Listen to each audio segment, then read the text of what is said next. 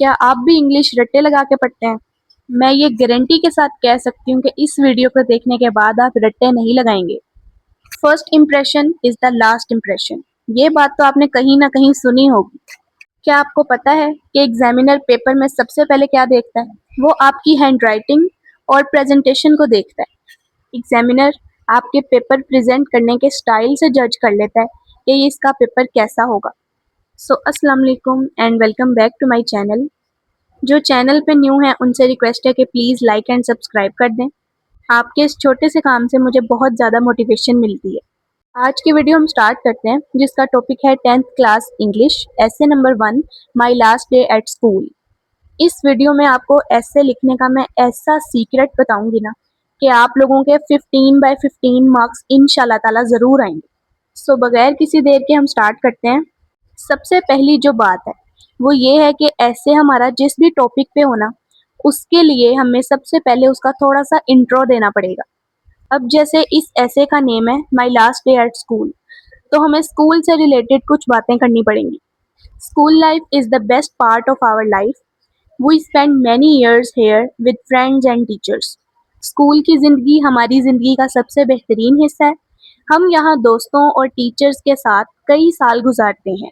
My last day at school full of emotions, I felt happy and sad at the same time. میرا school کا آخری دن جذبات سے بھرپور تھا، میں اس وقت ایک ساتھ خوش بھی تھا اور اداس بھی۔ اب آپ کسی بھی بک سے دیکھ لیں، ایسے آپ کو ہمیشہ مشکل ہی ملے گا۔ جب ہائی فائی انگلش کے ورڈز یوز کیے جائیں گے تو بچے تو پھر خود ہی رٹے لگائیں گے نا۔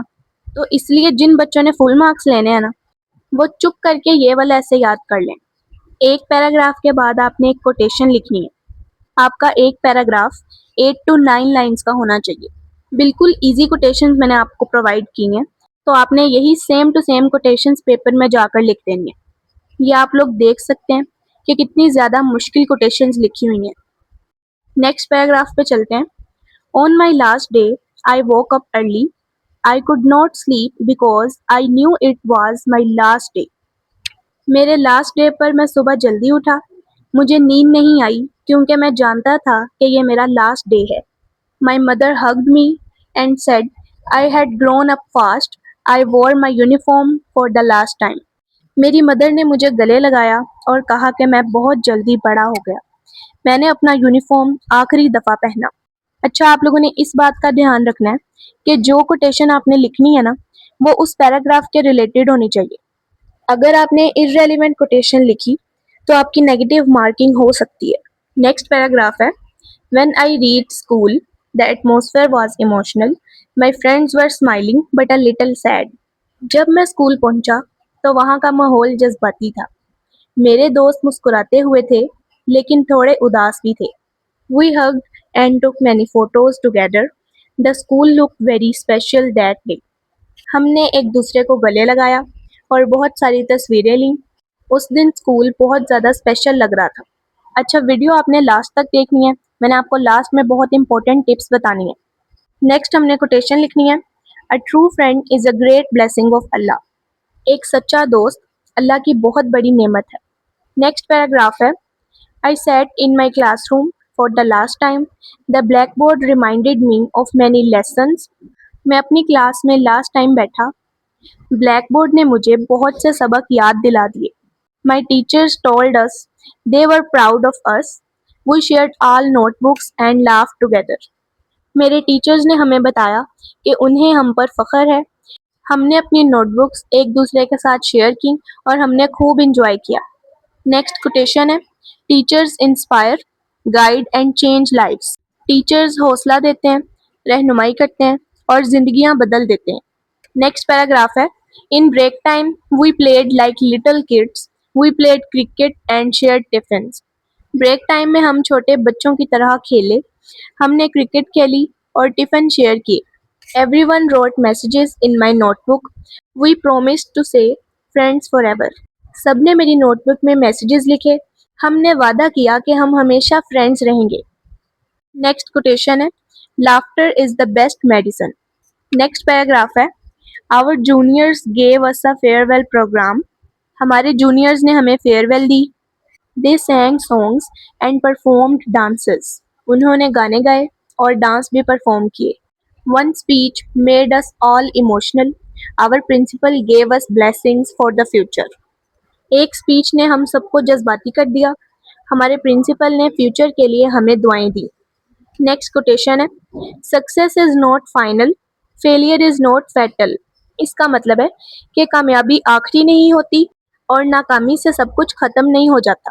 نیکسٹ پیراگراف ہے when the program ended it was time to say goodbye. جب پروگرام ختم ہوا تو یہ گڈ بائی کہنے کا ٹائم تھا. The atmosphere became very emotional. I thanked my teachers for everything. Their blessings gave me strength for the future. میں نے اپنے ٹیچرز کا ہر چیز کے لیے شکریہ ادا کیا. ان کی دعاؤں نے مجھے فیوچر کے لیے ہمت اور طاقت دی.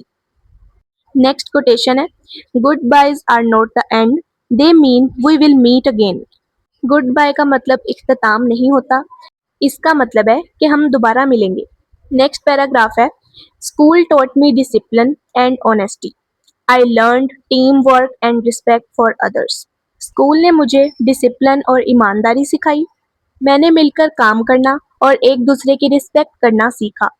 These lessons are more important than marks. School made me a better person. یہ سبق مارکس سے زیادہ امپورٹنٹ تھے. اسکول نے مجھے ایک بہترین انسان بنایا. نیکسٹ کوٹیشن ہے education is most powerful weapon. تعلیم ایک بہت طاقتور ہتھیار ہے. نیکسٹ پیراگراف ہے at last I walked out of the school get. I looked back with heavy eyes. آخر میں اسکول کے گیٹ سے باہر نکلا. میں نے بھاری آنکھوں یعنی روتی ہوئی آنکھوں کے ساتھ پیچھے مڑ کر دیکھا. I felt proud but also sad to leave. A new journey was waiting for me. مجھے فخر بھی محسوس ہوا اور اداسی بھی کہ میں اس اسکول کو چھوڑ کر جا رہا ہوں. میرے لیے ایک نیا سفر انتظار کر رہا تھا. نیکسٹ کوٹیشن ہے last day at school memories for life time. School is not just a building, it is a home of memories. Every corner has a story of laughter and learning. I will always remember the morning assemblies and school bell. یہ paragraph بہت زیادہ easy ہے اس لیے میں اس کو explain نہیں کری. Memories are the timeless treasures of the heart. یادیں دل کے ہمیشہ رہنے والے خزانے ہیں. I learned the value of discipline and time in school. Waking up early, reaching on time and following rules became a habit. میں نے اسکول میں ڈسپلن اور وقت کی قدر سیکھی. جلدی اٹھنا, وقت پر پہنچنا اور رولز فالو کرنا میری عادت بن گیا. These habits will help me in my future life. School taught me to be responsible and honest. یہ عادتیں میرے فیوچر میں کام آئیں گی. اسکول نے مجھے ذمہ دار اور ایماندار بننا سکھایا. Discipline is a bridge between goals and achievements. Discipline مقصد اور کامیابی کے درمیان ایک برج ہے. My classmates became my family. We shared joys, sorrows and secrets with each other. یہاں پر joys کا مطلب خوشیاں اور sorrows کا مطلب غم ہے. Teachers played a very important role in my life. They guided me with love. They corrected my mistakes. Teachers نے میری زندگی میں ایک اہم کردار ادا کیا. انہوں نے مجھے پیار سے گائیڈ کیا اور میری مسٹیکس صحیح کی. نیکسٹ کوٹیشن ہے teachers and friends made my life memorable. Teachers اور فرینڈس نے میری زندگی یادگار بنا دی. School also ٹاٹ me to face challenges with courage.